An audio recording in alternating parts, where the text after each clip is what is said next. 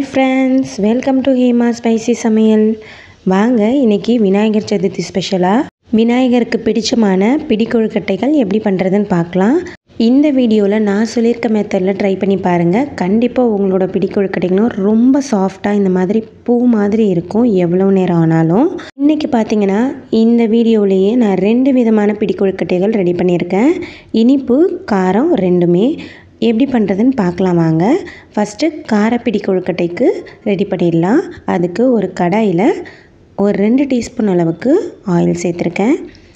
அரை டீஸ்பூன் அளவுக்கு கடுகு உளுந்து சேர்த்து நல்லா பொரிய விட்டுக்கலாம். கடுகு உளுந்து நல்லா பொரிஞ்சதுக்கப்புறமா 1 டேபிள் ஸ்பூன் அளவுக்கு கடலைப்பருப்பு சேர்த்துக்கலாம்.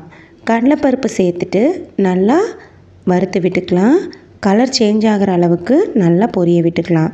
நல்லா பொரிஞ்சதுக்கப்புறமா ஒரு 1/4 டீஸ்பூன் அளவுக்கு பெருங்காய பொடி சேர்த்துருக்கேன். நீங்கள் கட்டி பெருங்காயம் இருந்தால் கூட சேர்த்துக்கோங்க, நல்லாயிருக்கும் ஃப்ளேவரு. சேர்த்துட்டு நல்லா கலந்து விட்டுடலாம். இதுலேயே ஒரே ஒரு பச்சை மிளகாவை நல்லா பொடியாக கட் பண்ணி சேர்த்துருக்கேன். உங்கள் காரத்துக்கு தகுந்த மாதிரி நீங்கள் சேர்த்துக்கோங்க. சேர்த்துட்டு நல்லா கலந்து விட்டுடலாம். இப்போது கொஞ்சமாக கருவேப்பிலை, கொத்தமல்லி கிள்ளிட்டு எடுத்து வச்சுருக்கேன், அதையும் சேர்த்துக்கலாம். சேர்த்துட்டு நல்லா கலந்து விட்டுடலாம். இப்போது எல்லாமே நல்லா ஆயிலில் வதங்கி வந்ததுக்கப்புறமா நான் இந்த கப்பில் தான் அரிசி மாவு அளந்திருக்கேன், 1 கப்பு. அதுக்கு தகுந்த மாதிரி இதே கப்பாலேயே 2 கப் அளவுக்கு தண்ணி சேர்த்துக்கலாம். 1 கப் அரிசி மாவுக்கு 2 கப் தண்ணி சேர்த்துக்கோங்க, சரியாக இருக்கும். இப்போ தண்ணி இந்த அளவுக்கு கொதிச்சதுக்கப்புறமா ஒரு 1/4 டீஸ்பூன் அளவுக்கு உப்பு சேர்த்துருக்கேன். சேர்த்துட்டு நல்லா கலந்து விட்டுக்கலாம். சால்ட்டு சேர்த்துட்டு நல்லா இது மாதிரி மிக்ஸ் பண்ணி விட்டுக்கோங்க, சால்ட்டு கரையிற வரைக்கும். அதுக்கப்புறமா நம்ம தண்ணி இந்த அளவுக்கு கொதிக்கணும். கொதித்ததுக்கப்புறமா 1 கப் அளவுக்கு அரிசி மாவு எடுத்திருக்கேன். இது கடையில் விற்கக்கூடிய கொழுக்கட்டை மாவு, வீட்டில் ரெடி பண்ணதில்லை. அந்த மாவுலேயுமே நம்ம கொழுக்கட்டைகள் ரொம்பவே சாஃப்டாக பண்ணலாம். இப்போது அதனால தான் நான் அந்த கடையில் விற்கக்கூடிய மாவு இன்றைக்கி எடுத்திருக்கேன். சேர்த்துட்டு நல்லா மிக்ஸ் பண்ணி விட்டுருங்க. மாவு முழுமையாகவே சேர்த்துக்கோங்க. கட்டிகள் எதுவும் இல்லாத அளவுக்கு நல்லா இந்த மாதிரி கலந்து எடுத்துக்கோங்க. நம்ம சேர்த்துருக்க 1 கப் மாவுக்கு 2 கப் தண்ணி சரியாக இருக்கும். இப்போ நல்லா மிக்ஸ் பண்ணி விட்டுக்கலாம். மாவு நல்லா இதில் வெந்து வரணும். இந்த டைமில் அடுப்பு ஸ்லோ ஃப்ளேமில் வச்சுக்கோங்க. இப்போது ஒரு 1/4 கப் அளவுக்கு தேங்காய் துருவல் சேர்த்துக்கலாம். தேங்காய் துருவல் சேர்க்கும்போது நமக்கு டேஸ்ட் இன்னும் சூப்பராக இருக்கும்.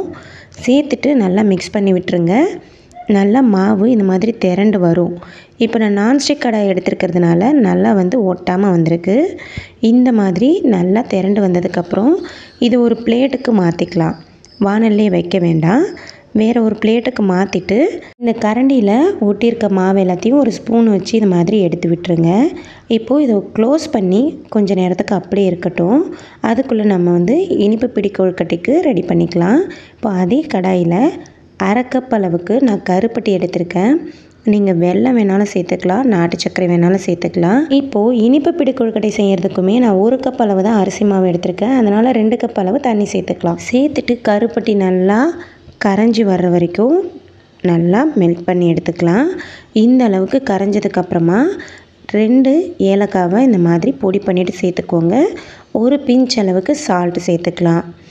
ஒரு அரை டீஸ்பூன் அளவுக்கு கீ சேர்த்து நல்லா கலந்து விட்டுடலாம். இப்போது 1 கப் அளவுக்கு கடையில் விற்கக்கூடிய கொழுக்கட்டை மாவு சேர்த்துருக்கேன். சேர்த்துட்டு நல்லா கலந்து விட்டுடலாம். இப்போது இது கூடவே ஒரு 1/4 கப் அளவுக்கு துருவின தேங்காய் சேர்த்துக்கலாம். சேர்த்துட்டு நல்லா மிக்ஸ் பண்ணி விட்டுருங்க. கட்டிகள் எதுவுமே வராத அளவுக்கு பார்த்துக்கோங்க. ஸ்லோ ஃப்ளேமில் வச்சுருங்க. மாவு சேர்த்ததுக்கப்புறமே நல்லா இந்த மாதிரி மிக்ஸ் பண்ணி விடுங்க. மாவு கொஞ்ச நேரத்துலேயே தண்ணி எல்லாத்தையும் அப்சர்வ் பண்ணிவிட்டு நல்லா திரண்டு வர ஆரம்பிக்கும். நல்லா வெந்து வந்துடும் கொஞ்ச நேரத்துலேயே. அது வரைக்கும் நல்லா மிக்ஸ் பண்ணி விடுங்க. இப்போ பாருங்கள், நல்லா மாவு இந்த மாதிரி திரண்டு வரும். நம்ம கையில் வச்சு பார்த்தா ஒட்டாத அளவுக்கு வரும். அந்த அளவுக்கு வந்துச்சுன்னா நமக்கு சரியாக இருக்கும். இப்போது இதையுமே வேறு ஒரு பிளேட்டுக்கு நான் மாற்றிருக்கேன். மாற்றிட்டு அதே கடாயில் 1 டேபிள் ஸ்பூன் அளவுக்கு கருப்பு எள்ளு சேர்த்துக்கலாம். சேர்த்துட்டு நல்லா படபடன்னு பொரியிற வரைக்கும் பொரிய விட்டுக்கலாம். ஸ்லோ ஃப்ளேம்லேயே வச்சு பொரிய விடுங்க, கரிஞ்சிடக்கூடாது. பொரிஞ்சதுக்கப்புறமா அந்த மாவு கூடயே இந்த எள்ளை சேர்த்துக்கலாம். கருப்பியல் வெள்ளையல் எது வேணால் சேர்த்துக்கலாம். சேர்த்துட்டு இந்த மாவையும் க்ளோஸ் பண்ணி கொஞ்சம் நேரத்துக்கு விட்டுருவோம். அதுக்குள்ளே நம்ம காரப்பிடி கொழுக்கட்டைக்கு மாவு ரெடி பண்ணியிருந்தோம் இல்லைங்களா, அது நல்லா ஆறியிருக்கும். இப்போ எடுத்து இந்த மாவை நல்லா இந்த அளவுக்கு பிசைஞ்சு எடுத்துக்கோங்க. இப்போது சின்ன சின்ன உருண்டைகளாக எடுத்து நமக்கு எந்த சைஸ் வேணுமோ அந்த சைஸில் சின்ன சின்ன பிடி கொழுக்கட்டைகளாக பிடிச்சு எடுத்துக்கலாம். நான் ஒரு மீடியம் சைஸில் இன்றைக்கி பிடிச்சு எடுத்திருக்கேன். நீங்கள் சின்ன சின்ன சைஸாக வேணாலும் பிடிச்சிக்கலாம், பெருசாக வேணாலும் பிடிச்சிக்கலாம். இந்த மாதிரி பிடிச்சு எல்லாத்தையுமே வச்சுக்கலாம். இதையுமே கொஞ்சம் நேரத்துக்கு அப்படியே விட்டுருவோம். அதுக்குள்ளே நம்ம இனிப்பு பிடி கொழுக்கட்டையும் ரெடி பண்ணிக்கலாம். அது வரைக்கும் க்ளோஸ் பண்ணியே வச்சுக்கோங்க, ஏன்னா அது காயக்கூடாது. அதனால் இப்போது இனிப்பு பிடி கொழுக்கட்டைக்கும் இதே மாதிரி பிடிச்சு எடுத்துக்கலாம். மாவை நல்லா பிசைஞ்சு எடுத்துக்கலாம். நம்ம எள்ளு மேலாப்பாக சேர்த்துருந்தோம், அதை நல்லா சேர்த்து பிசைஞ்சு எடுத்துகிட்டு இதே மாதிரி பிளேட்லேயே டைரெக்டாக நான் பிடிச்சு வச்சுக்கிறேன். ஏன்னா நமக்கு ஈஸியாக வேலை முடிஞ்சிடும். அதுக்காக ஒரு இட்லி பிளேட்டில் இந்த மாதிரி வாழை இலை சேர்த்துட்டு அது மேலே பிடிச்சு வச்சுக்கோங்க. நான் இன்றைக்கி இட்லி பாத்திரத்தில் ஸ்டீம் பண்ணி எடுக்க போகிறேன். இட்லி பாத்திரத்தில் கொஞ்சமாக இந்த மாதிரி தண்ணி சேர்த்துக்கோங்க வேகிறதுக்கு. நல்லா இந்த அளவுக்கு கொதித்ததுக்கப்புறமா நான் அடித்தட்டில் காரப்பிடி கொழுக்கட்டையும் மேல் தட்டில் இனிப்பு பிடி கொழுக்கட்டையும் எல்லாத்தையும் எடுத்து வச்சுட்டேன். இப்போ அதை க்ளோஸ் பண்ணி வேக விட்டுக்கலாம். மீடியம் ஃப்ளேம்லேயே வச்சு ஒரு 10 நிமிஷத்துக்கு வேக விடுங்க. நல்லா சூப்பராக வெந்து வந்துடும். இப்போ பாருங்கள், ஒரு 10 நிமிஷம் ஆயிருக்கு. பிடி கொழுக்கட்டை எல்லாமே சூப்பராக வெந்து வந்துருச்சு. இப்போது நம்ம வேக வச்ச இட்லி பிளேட்டை எல்லாத்தையும் எடுத்து கீழே வச்சிடலாம். கொஞ்சம் நேரம் ஆறட்டும். ஆறினதுக்கப்புறம் நம்ம பிடி கொழுக்கட்டைகளை எடுத்து வச்சிடலாம். ஏன்னா முன்னாடியே சூடோடவே எடுத்திங்கன்னா உடையிறதுக்கு சான்சஸ் இருக்குது. அவ்வளவுதான், நம்ம கொழுக்கட்டைகள் ரொம்ப சூப்பராக சாஃப்டாக ரெடி ஆகிடுச்சு. கண்டிப்பாக இதே மெத்தடில் இதே மாதிரி நீங்களும் ட்ரை பண்ணி பாருங்கள்.